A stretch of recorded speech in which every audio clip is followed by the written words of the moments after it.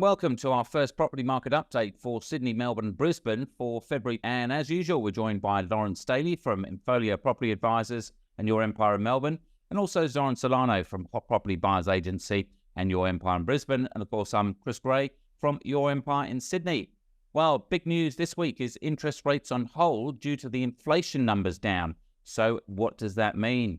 Ladies first, off to you, Lauren. Well, I mean, I think we all expected it after 13 interest rate rises. Surely it was, we were going to see some changes in the market, but gosh, you can feel it. I was just saying in a report before, I was out at 3 opens on the weekend. We identified 3 key properties for clients, roughly ranges between 3.5 and 6 million. Every single one of those properties have had an offer by buyers made in the very first week after the very first open. That depletion of stock, the market sentiment, everything has changed, and it happens so quickly. So hopefully we're going to continue to see this sort of momentum happening. It was bound to happen just by pure pent-up position of buyers not doing anything over the last 12 months anyway. And how about you, Zoran? Yeah, we've definitely seen an impact regarding the buyer sentiment with the interest rates and where things are sitting at the moment. We actually, we're seeing a bit of a difference in the market here. The higher end market, I think, has just paused that a little bit. The sort of call it 2 million to 3.5 million. People are just that little bit hesitant. Properties are sitting that little bit longer. Now, having said that, there are markets within markets, even within that specific price category. I heard of a very unique property up at the Sunshine Coast selling for roughly 4.2 million within 4 or 5 days of it being listed on realestate.com and 2 open homes.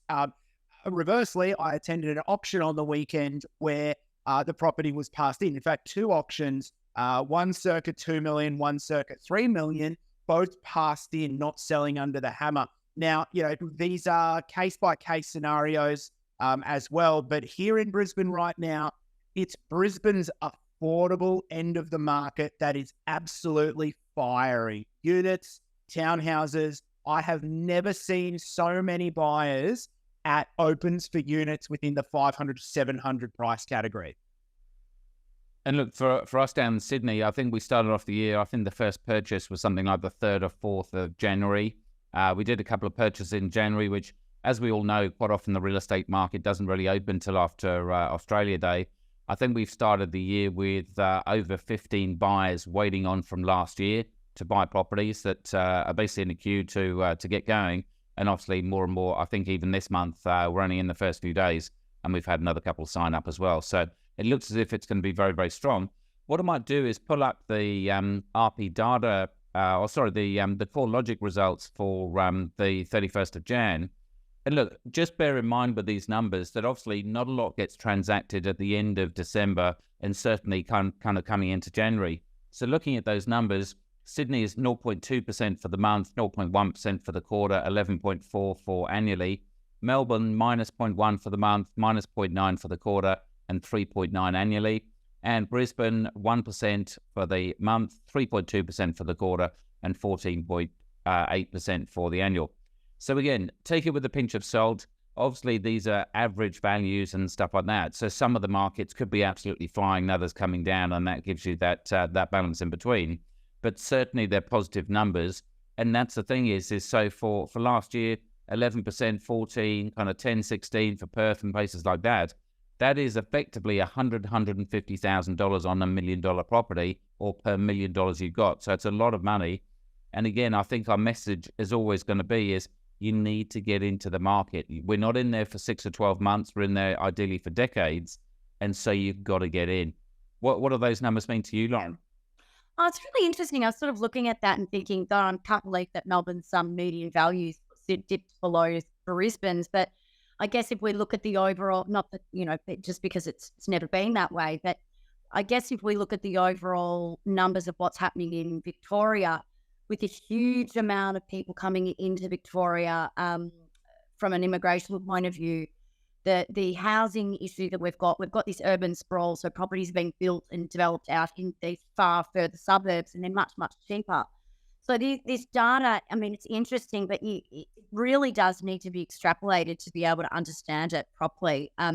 Because there's so many properties and so many locations that we would buy in, and there's certain markets that are really, really, really tested by the economy and are tested by socioeconomics. So, where we are and what we're buying, hey, 3.9%. I wish, that is nothing like what the kind of growth we've been seeing. They said we were going to come down 14%. We're still growing, and certainly most of the properties we're seeing are really competitive. But investment grade properties, they have flattened out a little bit.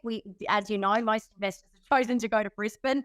They've left Melbourne, and we can't blame them with our taxes and what's happened. But I've seen that started to change a little bit now too. I mean, a few of the client meetings that I've had recently over the last couple of weeks have been investors. So that's the first time in a while. So I think these will all start changing a little bit, as they often do. This is a fast-paced market. And as quickly as you can see one sort of market, it's shifted again. And Zoran, I assume you'll be happy with those capital growth results, and a quick dig at Melbourne if you can. Oh, no, not at all. I love Melbourne. Maybe not investment, but to visit. Just remember, I'm coming to visit you in a couple of weeks, Zoran. That's right. Like everyone else. He'll be paying for lunch.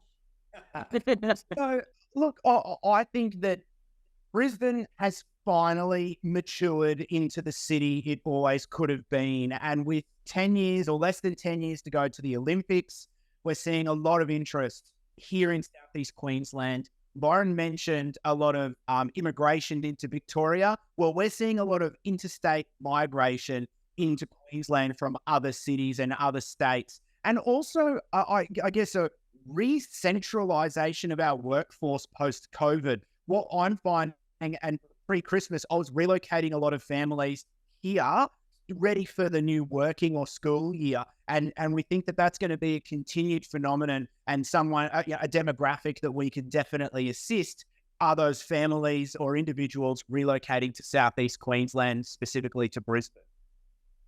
Yeah, and look, the main thing, just going back to the starting story with the RBA putting rates on hold and inflation down, obviously there's more and more talk that interest rates are hopefully going to come down, even though the RBA was saying, look, you could still get a rise. But they were talking about maybe a couple kind of from June and kind of a couple this year.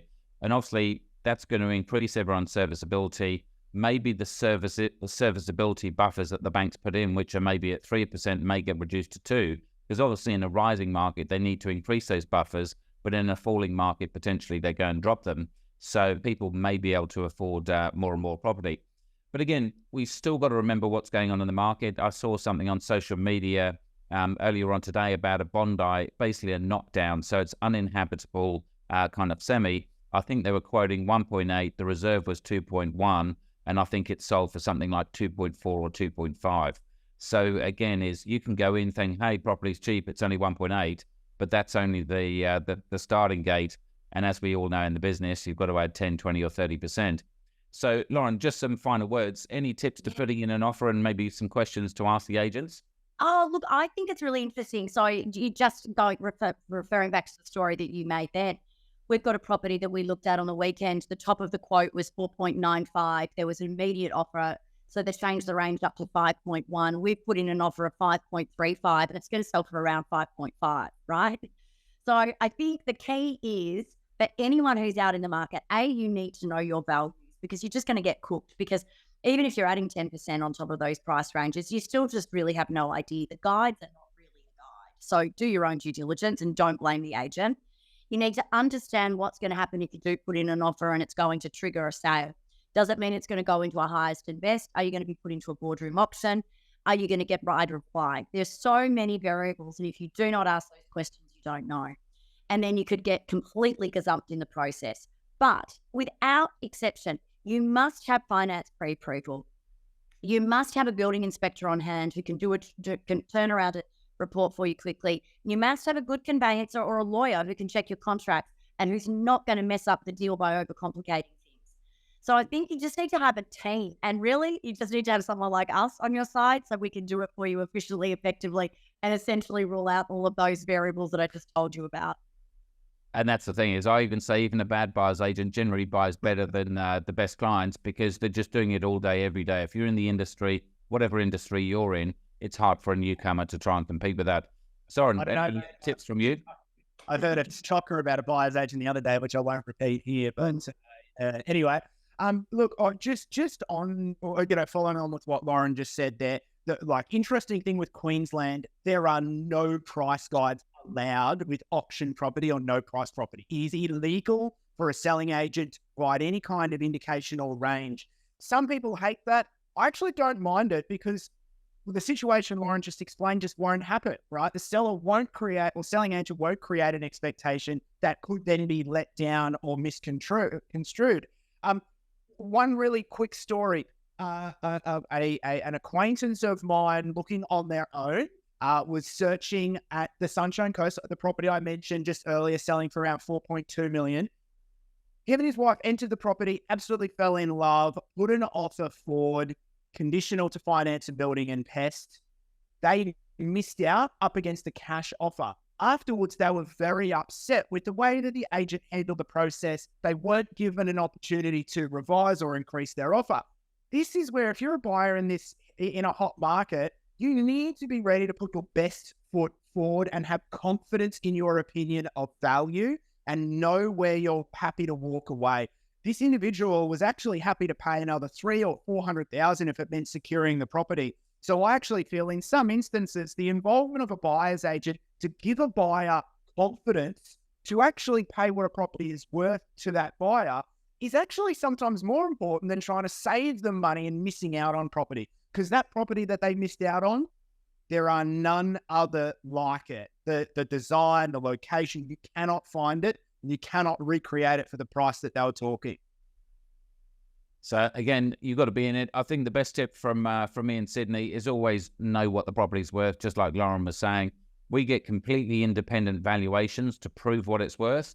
Typically, we never go to auction, definitely on investment properties, because if we get $1 million valuation, the chances are it'll sell for $1.05 million, 1.1, or even 1.2 million. So that's how we know we're guaranteeing paying at the right price. But again, you've got to have the contacts that will give you the deals before taking it to market. And the only way you do that is by being in the market for 10, 20, or 30 years. So sometimes you've got to pay the money, but quite often you're going to save more than you're going to spend anyway. Anyway, for any more tips, reach out to us directly. Lauren Stalia and Folio Property Advisors and Your Empire in Melbourne. Zoran Solano from Pop Property Buyers Agency and Your Empire in Brisbane. And obviously me, Chris Gray in Sydney. Thanks for joining us. Join us again next month, but feel free to reach out.